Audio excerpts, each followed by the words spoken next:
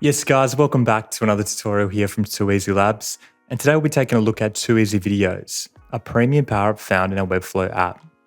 Let's jump in. Okay, so in this tutorial we're going to create 3 videos. Each will have a video preview cover, and when we click the play button, the hosted video will play inline on the page.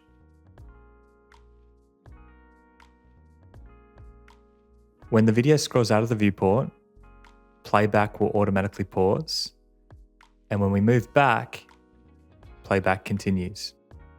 You can also achieve this effect with YouTube videos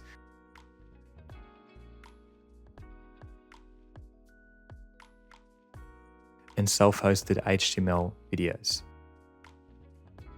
So let's now head back to the Webflow project, and I've got a copy of our free clonable here. And I'm just going to scroll down to the first example. Now let's open up the navigator so we can take a look at the structure and where exactly the custom attributes have been applied. So here you'll notice we have the video wrap, and inside is the video player. Now keep in mind you can use any class names you feel appropriate, but the attributes and styling needs to be followed. So if we look at the top here, we have an attribute of TE video. This must be placed on the video wrapper.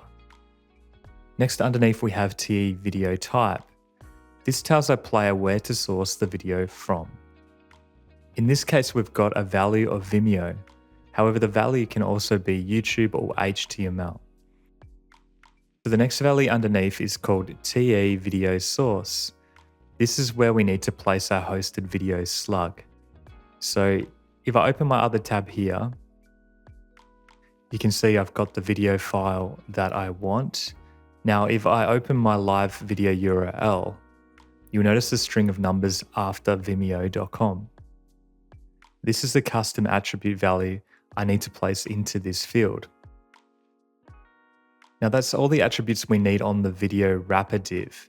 Let's take a look at the nested elements inside. So the first element we have here is video preview. This is essentially a 5 to 10 second loop that's been exported from the full video. We've then uploaded it to Webflow as a background video and set to loop and autoplay. Now we need to add a custom attribute of TE video preview, so when the play button is clicked, the preview is hidden. The next item below the preview is a still screenshot of the first video frame. It's important to have this placeholder while the user loads the video. We don't need to add any custom attributes to this element. The next item we have here is the TE video player. This is the div that our full Vimeo, YouTube, or HTML video will be nested inside of. And something to note here is that this is styled with a position of absolute, which is relative to the video player wrap, which has an aspect ratio of 16:9. This means everything nested inside is adapting to this ratio. I recommend sticking with this 16:9 ratio to avoid any funny styling issues.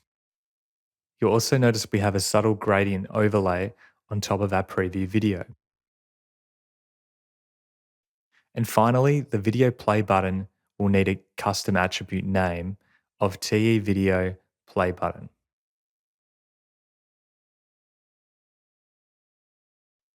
And that's everything we need to get this working. If we scroll down to the YouTube example, the only difference is the video type value, which is YouTube, and the video source URL, which is a mixture of letters and numbers. Again, you can get this from your embed link.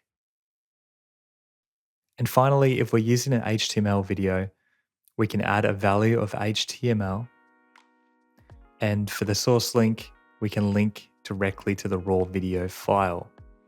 Now you can host your file anywhere. I'm using Vimeo in this example, but just make sure you insert the full domain URL here.